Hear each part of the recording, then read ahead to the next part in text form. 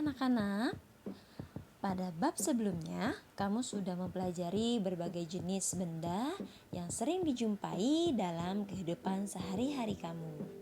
Benda-benda di sekitarmu dapat berupa wujud padat, cair, dan juga gas. Benda-benda tersebut kita klasifikasi berdasarkan karakteristik yang dimiliki oleh benda tersebut. Kemudian, benda-benda tersebut kita klasifikasi berdasarkan apa yang kamu amati.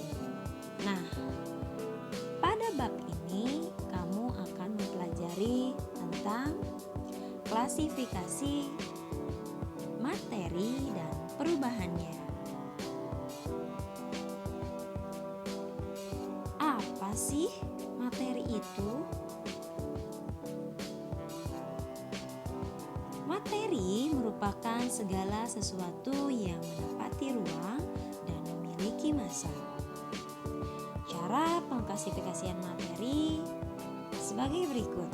Yang pertama, mengamati karakteristik benda tersebut, kemudian mencatat persamaan dan perbedaan dari sifat-sifat masing-masing dari benda tersebut, memasukkan benda yang memiliki persamaan sifat ke dalam satu kelompok, kemudian terakhir memberi nama yang sesuai pada tiap kelompok benda tersebut.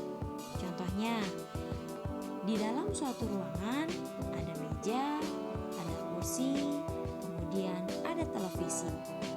Setelah kamu amati bahan dari benda-benda tersebut berdasarkan atau didasari bahan-bahan yang keras. Nah, karena benda tersebut memiliki ciri yang sama, yaitu memiliki bahan dasar yang keras, maka kamu kelompokkan menjadi benda padat. Seperti itu ya. Kemudian, perubahan materi dapat berlangsung cepat dan dapat juga dalam waktu yang lama. Contohnya seperti pembakaran kertas, berubah dengan cepat sama halnya seperti mencairnya es, tetapi besi yang berkarat berlangsung dalam waktu yang relatif lama. Besi berkarat disebut juga proses korosif.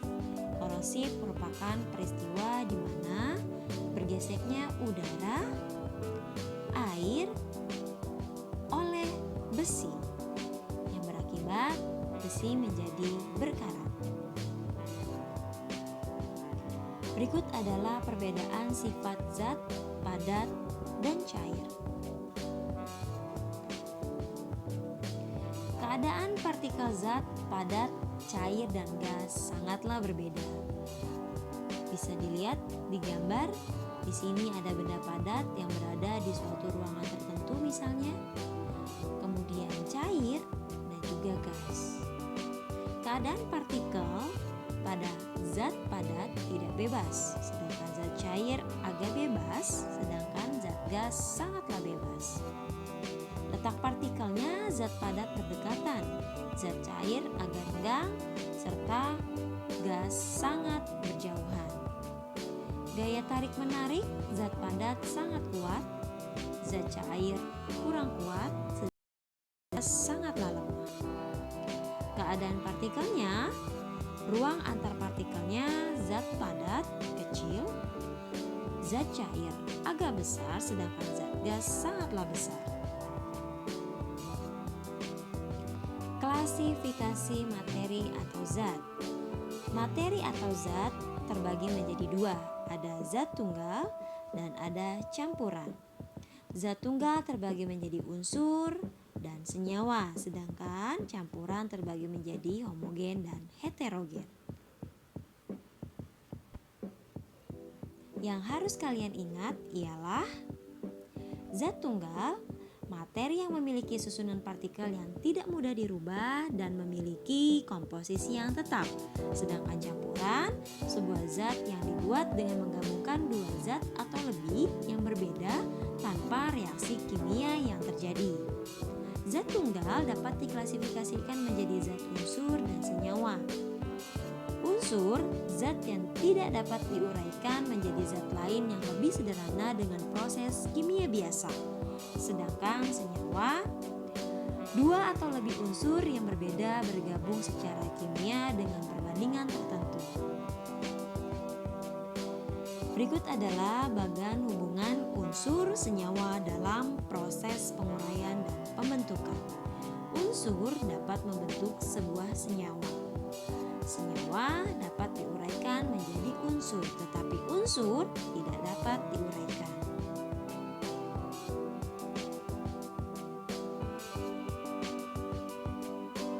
Contoh unsur dalam kehidupan sehari-hari kamu yaitu arang yang berwarna hitam yang terdapat dalam sisa pembakaran, dalam pensil, dan digunakan sebagai elektroda dalam baterai. Kemudian unsur logam juga dapat kita jumpai dalam bentuk perhiasan emas, perak, dan platina. Berikut contohnya. Berikut adalah tabel periodik atau lambang unsur kimia. Yang kita sering ketahui adalah emas. Emas memiliki lambang unsur berupa AU. Aturan penamaan unsur. Penamaan unsur didasarkan atas 1. Lokasi daerahnya, nama ilmuwannya, dan juga nama bilangannya. Aturan lambang unsur ditulis berdasarkan huruf kapital dari nama unsurnya. Contohnya hidrogen, lambang unsurnya adalah H. Karbon, lambang unsurnya adalah C. Dan pelambangan unsur menggunakan 2 huruf dari nama unsur tersebut, yaitu contohnya ada argon, yaitu AR, dan argentum, yaitu AG. Silakan dibaca. Jangan lupa untuk dicatat ya, dan dipahami agar kamu dengan mudah mengingatnya.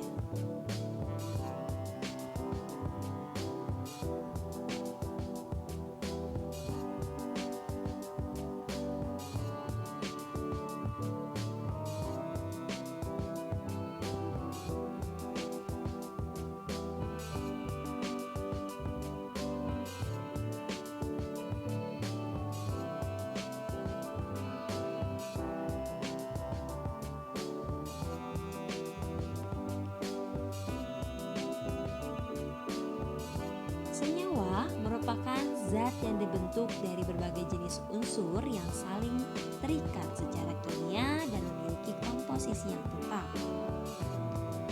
Senyawa terdiri dari beberapa unsur, maka senyawa dapat diuraikan menjadi unsur-unsur dengan proses tertentu.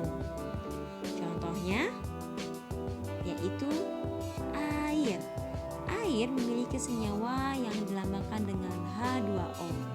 Senyawa air terbentuk dari hidrogen, yaitu dilambangkan dengan H, dan unsur oksigen yang dilambangkan dengan O. Dengan komposisi 2 unsur ini, maka air dilambangkan dengan unsur H2O.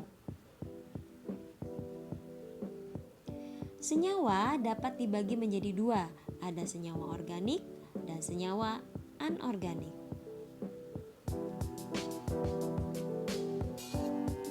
Senyawa anorganik adalah senyawa yang tidak disusun dari atom karbon.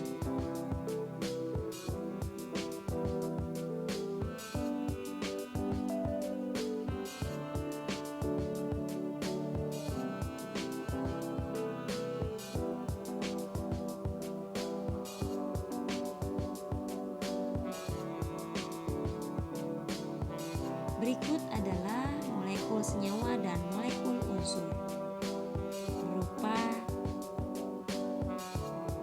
susunan dari unsur tersebut, yaitu ada senyawa diatomik dan senyawa heteroatomik.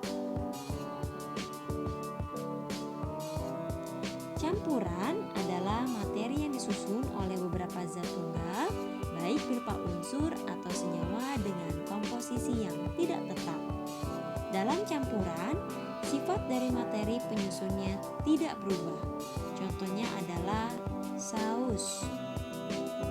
Di dalam saus misalnya ada unsur vitamin C, protein, dan lain-lain yang tidak berubah. Nah, campuran ini disebut dengan campuran heterogen.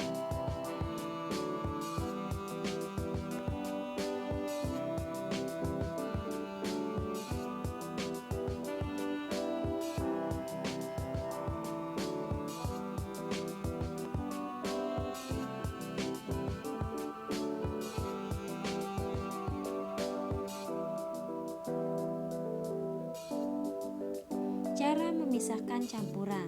Cara memisahkan campuran terbagi menjadi 7 cara.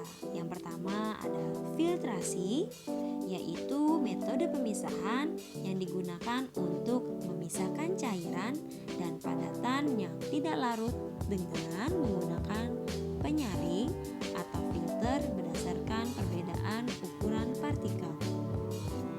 Ini adalah contohnya. Yang kedua adalah evaporasi. Evaporasi yaitu metode yang digunakan untuk memisahkan zat padat yang terlarut dari larutannya dengan cara pemanasan. Berikut gambarnya. Destilasi.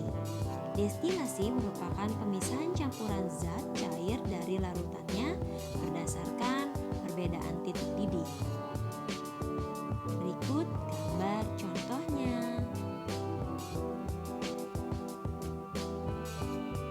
Corong pemisah. Corong pemisah itu biasanya untuk memisahkan dua jenis zat cair yang tidak saling melarutkan. Contohnya air dengan minyak.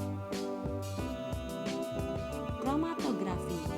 Kromatografi merupakan metode pemisahan campuran yang terjadi karena perbedaan kelarutan zat-zat dalam pelarut serta perbedaan penyerapan atau yang disebut dengan absorpsi kertas terhadap zat-zat yang akan dipisahkan.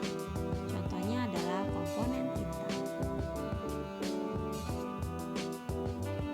Yang keenam, sublimasi, yaitu pemisahan campuran sama zat padat berdasarkan perubahan wujud zatnya.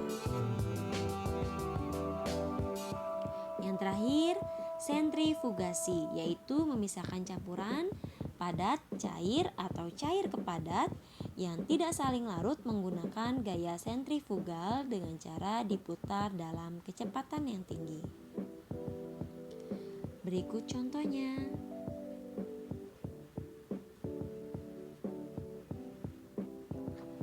Nah, seperti yang sudah kita pelajari bahwa campuran terdiri atas dua zat atau lebih. Untuk memperoleh zat murni, penyusun campuran tersebut harus dipisahkan. Makanya penting banget tadi 7 cara memisahkan campuran ya. Contoh lebih gampangnya lagi misalnya dalam kehidupan sehari-hari, yaitu seperti penjernihan air dan pembuatan garam. Jadi ketujuh cara memisahkan campuran tadi sangatlah berdampak pada kehidupan kita sehari-hari dan sangat berguna ya. Nah, dari benda yang mengalami perubahan karena tadi campuran atau dipisahkan dari campurannya, nah benda-benda tersebut bisa saja memiliki sifat-sifat yang penting untuk diketahui guna untuk membedakan perubahan yang terjadi pada benda tersebut. Sifat perubahan benda itu terbagi menjadi dua, ada perubahan fisika dan ada perubahan kimia. Perubahan fisika adalah perubahan zat yang tidak disertai dengan terbentuknya zat baru, sedangkan perubahan kimia adalah perubahan yang dapat menghasilkan zat baru.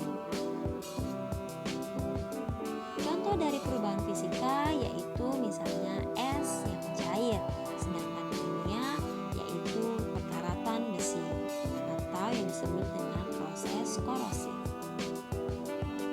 Berikut adalah perbedaan perubahan fisika dan kimia serta contoh perubahan materi di alam. Silakan dibaca.